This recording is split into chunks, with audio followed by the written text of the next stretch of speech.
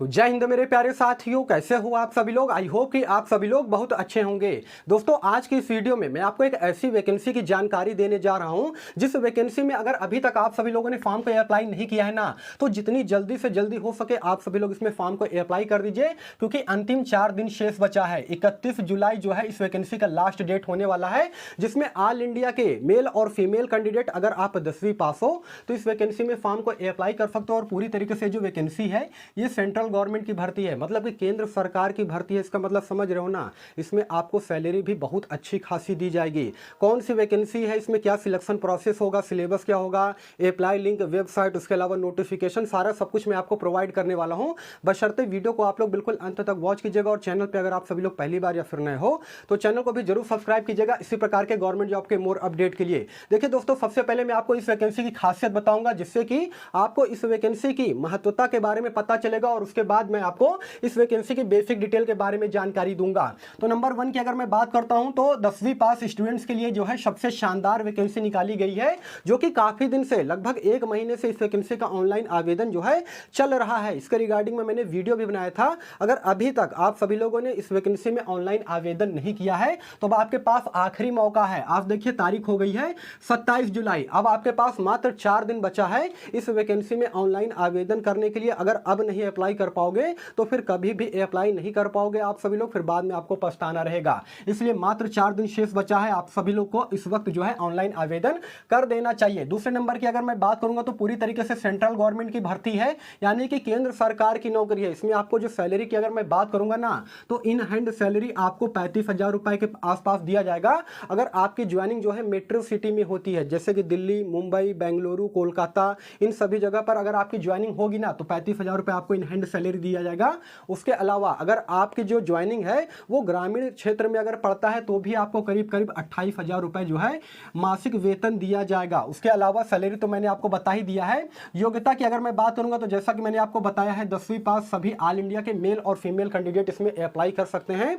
इसमें परसेंटेज का कोई भी इशू नहीं है। अगर आपके 40% मार्क्स भी है ना हाई स्कूल में, तो भी आप इस वैकेंसी में ऑनलाइन आवेदन कर सकते हैं। उसके अलावा नो एक्सपीरियंस सर्टिफिकेट, यानी कि किसी प्रकार का यहाँ पर कोई भी आपसे एक्सपीरियंस सर्टिफिकेट नहीं मांगा जाएगा। सभी फ्रेशर कैंडिडेट के लिए ये वैकेंसी निकाली गई है। और जो इस वैकेंसी का सिलेक्शन प्रोसेस होगा ना, वो बहुत तेज होगा, बहुत फास्ट होगा।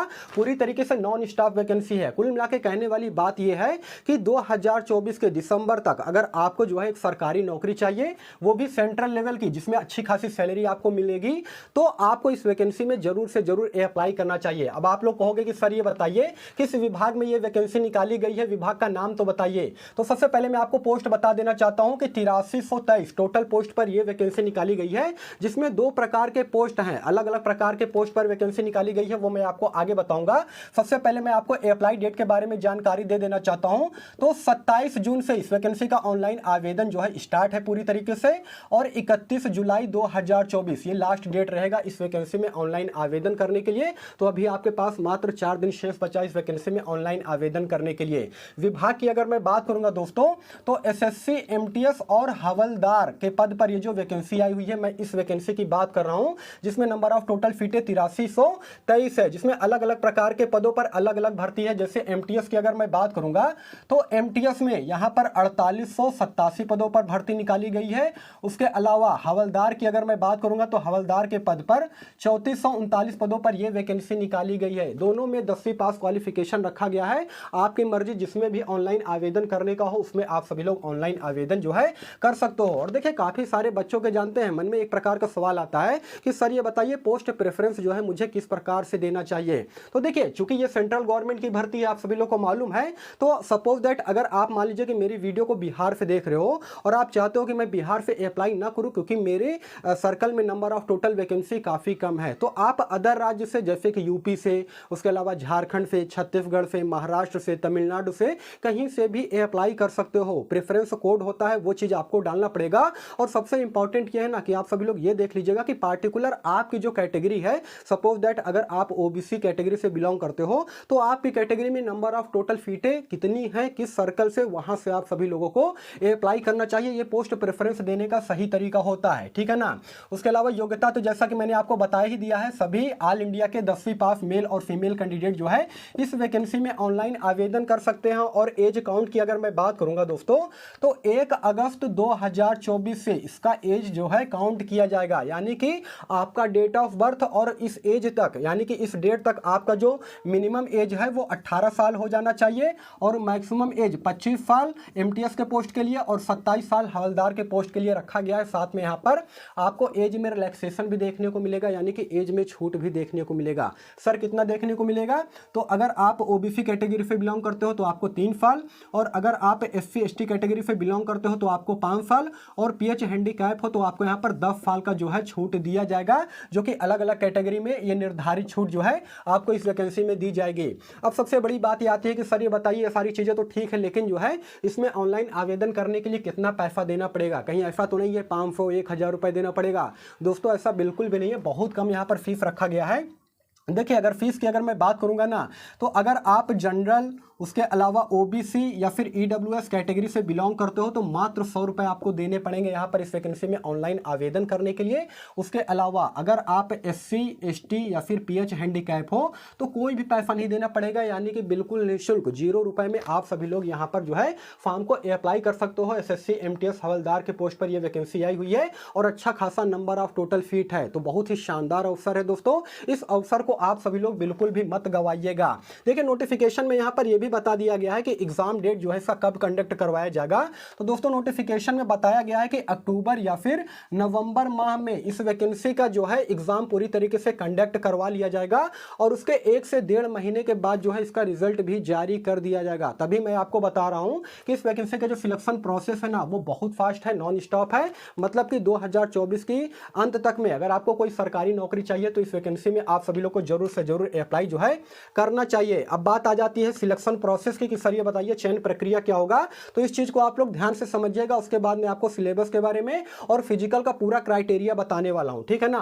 तो सिलेक्शन प्रोसेस की अगर मैं बात करूंगा तो सबसे पहले आपका जो है सीबीटी एग्जाम होगा, यानी कि रिटन एग्जाम होगा, वो भी कंप्यूटर बेस्ड टेस्ट। उसके बाद जो है फिजिकल टेस्ट होगा, ठीक है ना। लेकिन फिजिकल जो है वो केवल हवलदार के पोस्ट पर होगा, एमटीएस के पोस्ट के लिए यहाँ पर फिजिकल आपका नहीं होगा, केवल हवलदार के पोस्ट के लिए यहाँ पर आपका फिजिकल मांगा जाएगा। उसके बाद आपका डॉक्यूमेंट वेरिफिकेशन, मेडिकल, और उसके बाद फाइनली आपको जो है यहाँ पर ज्वाइनिंग दे दिया जाएगा। तो सिलेक्शन प्रोसेस जो है बहुत ही आसान है, बहुत ज़्यादा कठिन नहीं है। मतलब यहाँ पर किसी प्रकार का कोई भी जो है स्किल टेस्ट आपका नहीं रखा गया है, ना ही एक्सपीरियंस सर्टिफिकेट मांगा जाएगा, ठीक है ना।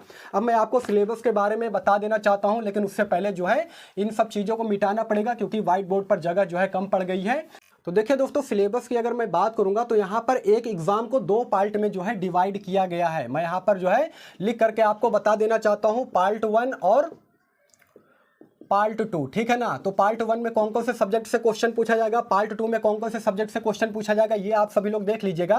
तो देखिए पार्ट 1 की अगर मैं बात करूंगा तो मैथ से आपके जो है यहाँ पर टोटल 20 क्वेश्चन पूछे जाएंगे। उसके अलावा रीजनिंग की अगर मैं बात करूंगा तो रीजनिंग से भी यहाँ पर आपके टोटल 20 क्वेश्चन पूछा जाएगा। नंबर ऑफ टोटल क्वेश्चन जो है 40 होंगे और जो एक क्वेश्चन आपका होगा ना वो 3 नंबर का होगा, ठीक है ना। एक क्वेश्चन आपका 3 नंबर का होगा। टोटल 40 क्वेश्चन पूछे जाएंगे जिसके लिए आपको यहाँ पर 45 मिनट का समय दिया जाएगा। यहाँ पर नो निगेटिव मार्किंग, यानी कि निगेटिव मार्किंग बिल्कुल भी नहीं होगा, इसलिए आपको यहाँ पर 40 के 40 क्वेश्चन को सॉल्व करके आना है। और देखिए पार्ट 1 के एग्जाम की अगर मैं बात करूंगा ना तो ये पूरी तरीके से जो है क्वालिफाइंग नेचर का है, यानी कि केवल इसे पास करना रहेगा।